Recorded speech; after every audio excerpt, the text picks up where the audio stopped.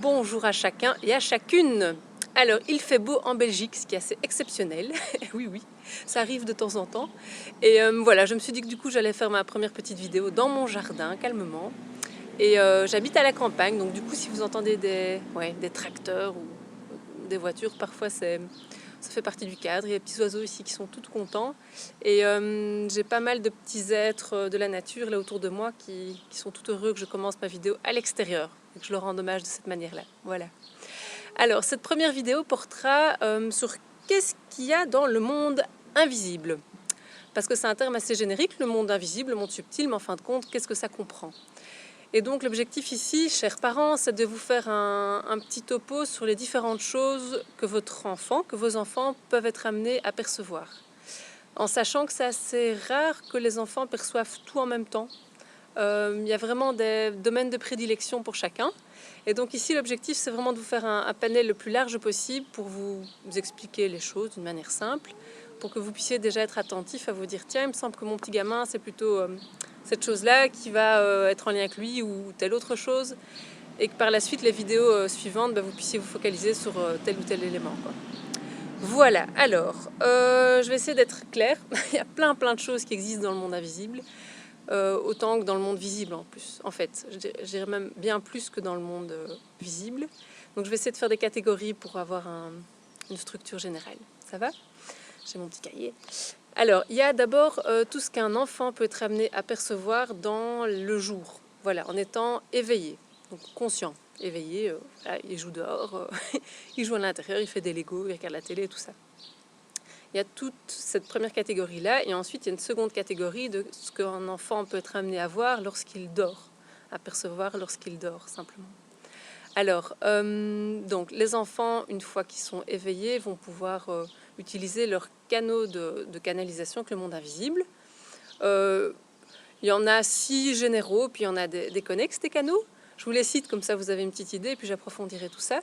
Donc les enfants peuvent être amenés pendant leur journée à voir des choses du monde invisible, plus ou moins bien, en fonction de leur acuité avec ce canal-là. Ils peuvent être amenés à voir les choses les yeux ouverts ou les yeux fermés. Voilà. Donc ça c'est la clairvoyance. Donc c'est pas la voyance, le fait de prédire dans l'avenir, c'est le fait d'utiliser l'œil, donc le sens de la vue, pour voir des choses, non seulement avec nos 2 yeux ici, physiques, mais avec leur 3e œil, qui se trouve ici, au niveau du front, à l'intérieur. Voilà. Donc ça c'est un canal. Il y a la clairsentience, c'est le fait de sentir dans leur corps des trucs. Donc c'est des enfants qui vont par exemple au cinéma, et puis toute la séance de cinéma, ils sont là avec... Ils disent « Maman, il y a un truc dans mon dos, c'est quoi, c'est quoi ?» Et puis effectivement, quand moi je sens aussi qu'il y a un petit quelque chose, et je réalise par la suite qu'il y a une âme en peine qui est assise sur le même fauteuil que nous, ou qu'il y a une famille d'âmes en peine là, qui sont en train de se regarder un petit film. Et donc ça crée comme un inconfort physique. Voilà. Donc ça, c'est des choses que les enfants peuvent être amenés à sentir dans leur corps. La clairsentience. Après, il y a le fait d'entendre des choses. Donc ça, c'est des petits loulous. Vous entendez les oiseaux, ils sont tout fous. Ils sont tout contents. Coucou. Voilà, je parlais justement du fait d'entendre les informations. Donc la clairaudience, ça, ce sont des enfants qui vont avoir des mots ou des phrases ou l'impression que quelqu'un leur parle dans leur tête ou dans leurs oreilles. Donc ils vont dire « Mais papa, pourquoi t'as dit ça ?» Sauf que papa, il a rien dit du tout. Ou qui vont parfois, je sais pas, parler avec un langage étrange. J'ai l'impression que ça vient d'ailleurs. Ça, c'est la clairaudience. Ça va? Après, il y a le clair-savoir. Donc ça, c'est plutôt le 6e sens, c'est l'intuition. C'est des petits loups qui sont hyper intuitifs quand on est perdu. Je sais pas, moi, quand on doit aller à un petit goûter d'anniversaire chez un copain et que je suis là au volant, que je me dis mince, à gauche ou à droite? J'ai un de mes enfants qui va me dire « Maman, à droite !» Je dis « Comment tu sais ?»« Ben, je sais pas, je sais. » Voilà, donc ce sont des enfants qui ont des intuitions qui leur viennent en permanence. Et pour autant qu'ils soient soutenus et accueillis par rapport à ces intuitions, ben, ça reste ouvert. Et donc ils sont avec un bon feeling. Après, il y a quoi? Donc la vue, l'ouïe, le fait de sentir dans son corps, d'avoir l'info qui vient. Qu'est-ce qu'il y a encore? Le fait de sentir le monde subtil. C'est des enfants qui ont un odorat vraiment très particulier et qui vont avoir des odeurs, non pas de ce monde-ci, mais des mondes parallèles. Et on peut le goûter aussi. Avoir l'impression qu'on a comme du sable dans la bouche ou une odeur un petit peu particulière qui va nous guider, nous mettre en lien avec le monde invisible. Un goût de mousse, par exemple, moi qui va me dire « Charlotte, il serait temps que tu ailles faire un petit tour dans la forêt. » Voilà. Donc en gros, les enfants ont tous ces canaux-là qui les mettent en lien avec le monde invisible lorsqu'ils sont réveillés. Voilà, donc pendant la journée. Et là, ils peuvent voir plein de choses. C'est ce que je vais développer après.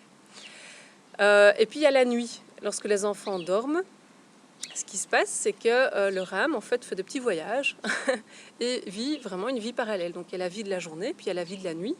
Et la petite âme se balade un petit peu partout, là où elle est censée aller en fait une fois qu'elle dort. Alors chacun, on va à des endroits différents, on fait des petits voyages différents, on a des missions différentes aussi pour nos moments de sommeil. Voilà, donc les choses qu'on peut percevoir la nuit ne sont pas les mêmes que les choses qu'on peut percevoir la journée. Donc les enfants non plus. Ça va? Donc jour et nuit, et puis les différents canaux de canalisation que les enfants utilisent très facilement en fait. Ça va? Voilà. Alors, le monde subtil, c'est aussi se dire qu'il n'y a pas vraiment de ligne du temps. Donc le passé, le présent et l'avenir, on peut partir du principe que c'est une même chose en fait. C'est comme si c'était une roue et que nous, on est au milieu là, au moment du présent, mais qu'on peut très bien se mettre en lien avec le passé ou très bien se mettre en lien avec ce qui pourrait être notre avenir. Les enfants, certains enfants, pas tous, sont en lien en permanence avec l'une ou l'autre vie karmique. Donc les vies karmiques, ce sont les vies passées. Si on part du principe qu'on se réincarne, ce sont des vies qu'on a vécues avant, dans d'autres époques. Voilà, petite voiture qui passe. Voilà, donc il y a des enfants, par exemple, j'ai rencontré plusieurs petits patients comme ça, qui étaient en permanence en lien avec leur mort karmique. Donc c'était pas très rigolo pour eux, parce que du coup, ils étaient tout le temps dans des ambiances de mort, et ils revivaient en permanence leur mort karmique. Donc ils avaient développé des phobies par rapport, je sais pas moi, les chutes d'une fenêtre ou la piscine, parce qu'ils avaient peur de se noyer. Et donc ça leur empêchait de vivre leur vie d'ici et maintenant d'une manière complète et sereine. Voilà, donc il y en a qui sont en lien avec la vie karmique en permanence, qu'il faut ramener ici. Si vous voulez, je vous expliquerai comment on fait avec ces petits loulous-là. Et puis il y a des enfants qui ont un feeling pas possible pour ce qui va se produire. C'est parfois déroutant aussi en tant que parent d'avoir un enfant qui dit oui, ça peut être des espèces de prédictions pas très comiques non plus, du style bah mamie, voilà, je sais bien qu'elle passera pas Noël avec nous. Et on lui dit ah pourquoi? Bah, parce qu'elle sera au ciel. Ah ok, bon d'accord. Et puis effectivement, on réalise que mamie est décédée avant la Noël et puis qu'elle a rejoint la lumière. Ou alors des choses plus banales, un enfant qui dit bah moi je sais bien que pour la Noël, Père Noël va m'amener, je sais pas moi, un vélo. Et les parents n'ont même pas encore acheté le vélo, mais c'est ce qu'ils avaient prévu d'acheter, sans en parler aucunement à l'enfant. Voilà, donc le passé, le présent et l'avenir. Donc ce sont des portes que les enfants peuvent ouvrir à leur guise. Et ça peut être très porteur, très nourrissant, pour autant que l'enfant arrive à vivre ici et maintenant. Parce que c'est ça l'objectif, c'est d'arriver à vivre dans le présent tout en gardant nos connexions avec le monde invisible, le passé, le futur, pourquoi pas, mais surtout être en lien avec eux-mêmes en fait, dans cette vie-ci, dans cette incarnation-ci. Voilà. Donc ça, c'est des choses que les enfants peuvent être amenés à percevoir. Alors ensuite, il y a tout ce qui est non incarné. Donc il y a les humains incarnés, donc moi par exemple, Charlotte, humaine incarnée, et puis il y a les humains non incarnés. Donc ce sont juste les défunts qui n'ont pas eu l'occasion de rejoindre la lumière. Donc logiquement, quand on décède, on augmente notre taux vibratoire, accompagné de nos guides et puis des gens qui nous aiment, qui font des petites prières pour nous, qui nous envoient plein d'amour, et du coup on augmente notre taux vibratoire et pop, on monte et on rejoint la lumière. On retourne là où on doit aller en fait. Et il arrive que certaines âmes,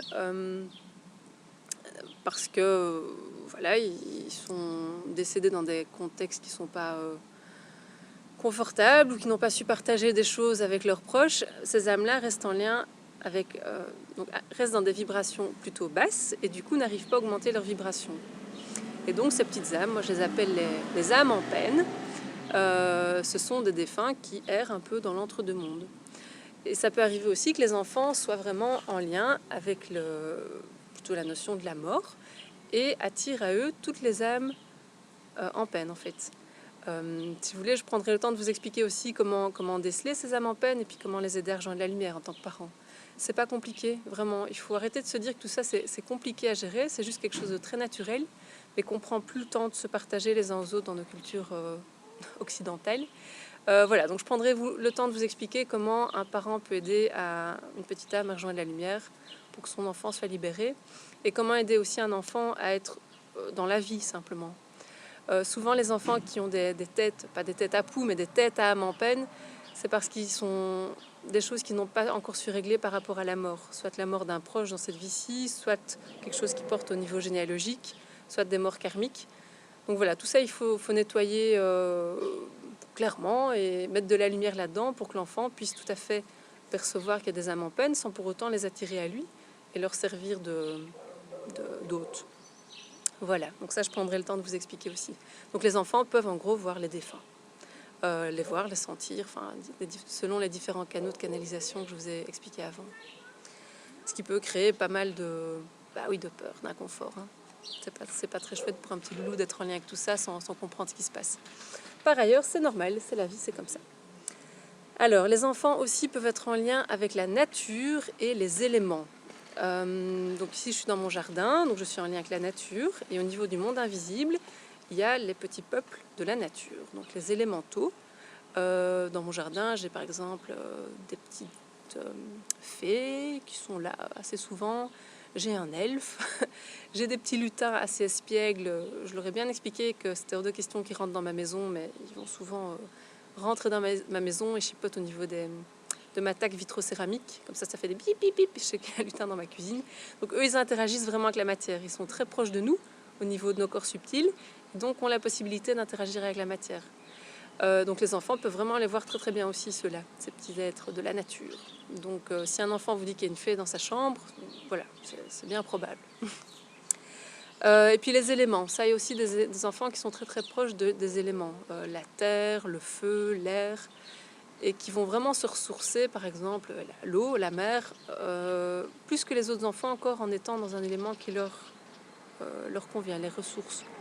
Je me souviens encore d'un petit loulou qui passait quasi 1 heure les pieds dans l'eau, tout petit qu'il était, à la mer, en train de faire des grands gestes et de parler avec le vent. Et il était tout petit, il avait quoi, 4-5 ans. Et c'était vraiment quelque chose qui l'inspirait. Et quand je lui demandais « mais qu'est-ce que tu fais ?» il me dit « je parle avec l'esprit de la mer, je parle avec l'esprit du vent ». Et voilà, probablement que cet enfant-là avait été chaman dans une autre vie. Je laisse passer le tracteur. Voilà, la campagne. Voilà, donc les éléments et les êtres de la nature. Alors, dernière chose, il y a, je dirais, tout ce qui est les mondes d'en bas, tous les mondes parallèles en fait, donc il y a notre monde ici, et puis tous les différents plans des mondes parallèles, et puis tout ce qui est monde d'en bas et d'en haut.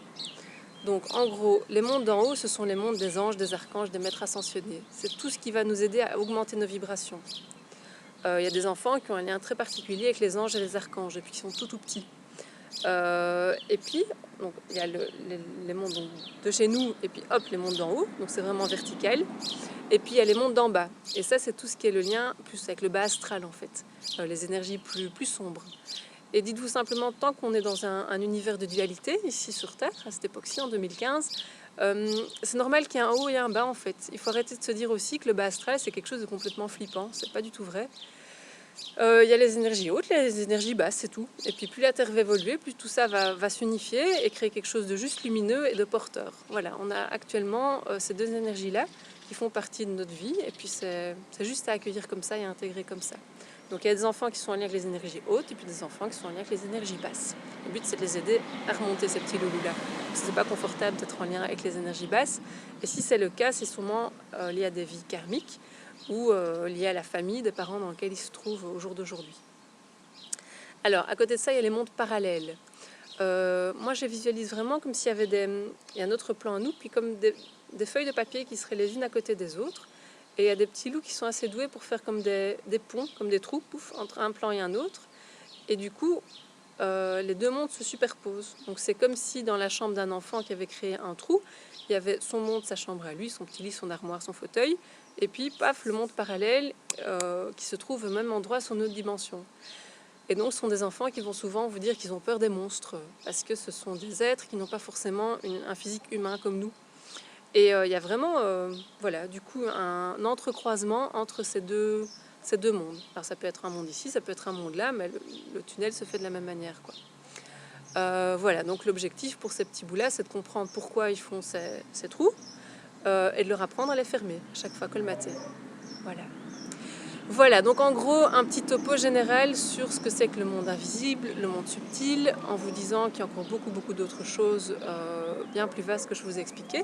Mais comme ça, on a un petit vocabulaire commun et puis je pourrais m'amuser à approfondir chacune des thématiques. Voilà, je vous souhaite le meilleur et plein de soleil, j'espère, pour vous aussi.